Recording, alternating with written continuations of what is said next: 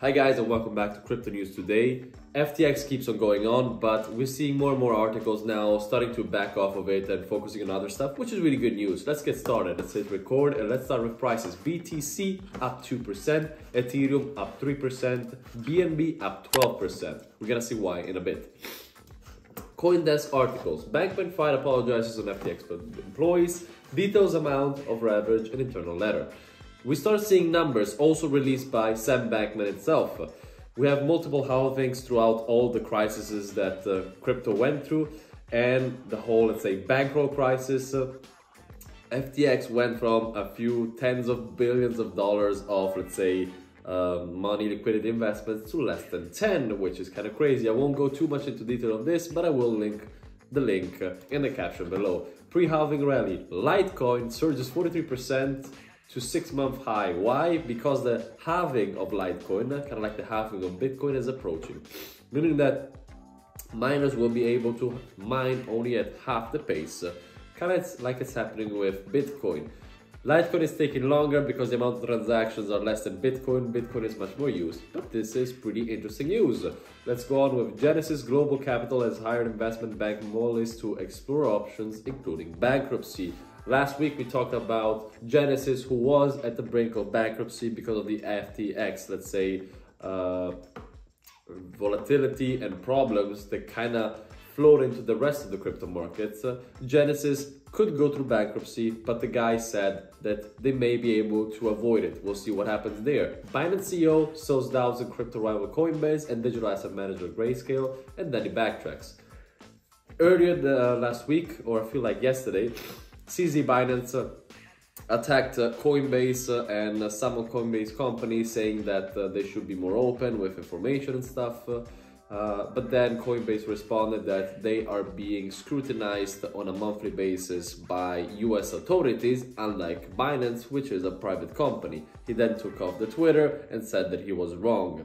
Is Binance trying to destroy the rest of the competitors? Maybe. I mean, of course, the interest is to be the number one. The problem is that he's damaging himself to do it, as it's damaging the entire crypto market. This is my opinion on this side here. On to crypto news today. Coinbase CEO reveals company holds over 39 billion worth of BTC in response to now deleted Binance CEO tweet. Exactly what I just talked about. Katie Woods of ARK Invest predicts Bitcoin will reach 1 million by 2030. Here's why.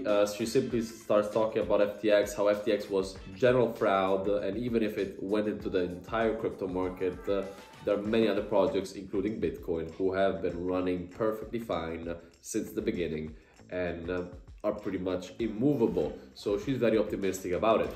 Let's go on Hong Kong laws. Hong Kong preparing to join digital yuan pilot, extend cross-border reach. Hong Kong is now collaborating with the People Banks of China to get out the, let's say, the CBDC project. They're gonna start with a few cities around the Hong Kong area. It's interesting because Hong Kong actually uses the Hong Kong dollar, not the digital yuan, but they're being used for introducing the digital yuan as a pilot. We'll see how that goes. Bitcoin. Bitcoin price and Ethereum on the rise. El Salvador to issue Bitcoin volcano bonds. A year ago, El Salvador said how they want to introduce different energy sources to mine Bitcoin, one of which was possibly using the volcano energy, and to do so they would release bonds.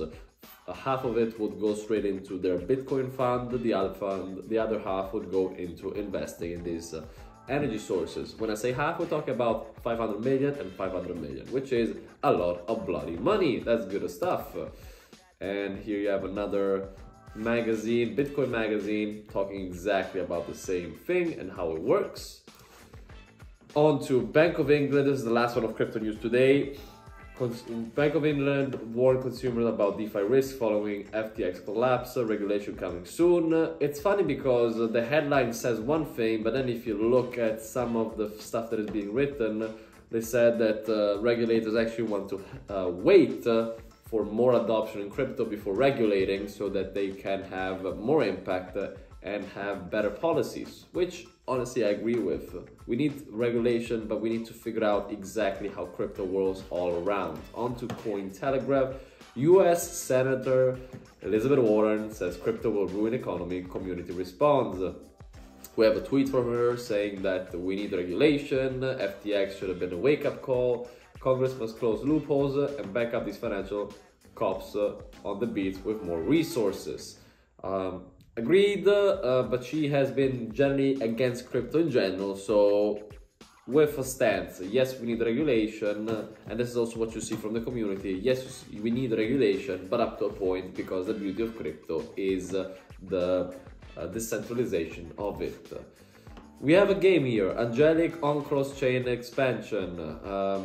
This is one of the few games we've seen until now that are actually starting to work on cross-chain, not just the blockchain they started with, which was Solana, which is good because one of the major problems we see on metaverses and gaming companies that work on Web 3.0 is the focus on just one blockchain. If you make it available for anybody to play with from any blockchain, that's how you get consumers on your game and how you make it easier to get onto the game itself, even for people that never had crypto. Central banks can use Bitcoin to fight off sanctions, Harvard research. Basically, the article talks about how banks can use Bitcoin to hedge against sanctions from fiat reserve issuers. I don't want to go too much into detail with this.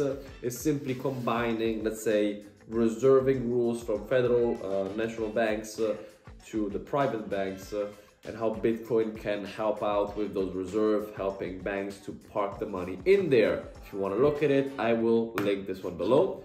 Last but not least, New York AG pushes prohibition of crypto purchases via retirement fund. This is a perfect example of regulators going against the people's will. A few months ago, we had a survey saying that 50% of people want crypto to be an available option on the retirement accounts. They want to be able to buy crypto with their retirement money. And now you see regulators trying to push the opposite, saying that people should not be able to use their funds to buy crypto, which is interesting. We have a general fight among the general public, which is much more than the regulators. And we'll see who will win that fight. Of course, we want the people to win, but we still want a little bit of regulation to make the crypto environment safer. Guys, that's all for now. Thank you for watching. Let's see what happens tomorrow. Ciao.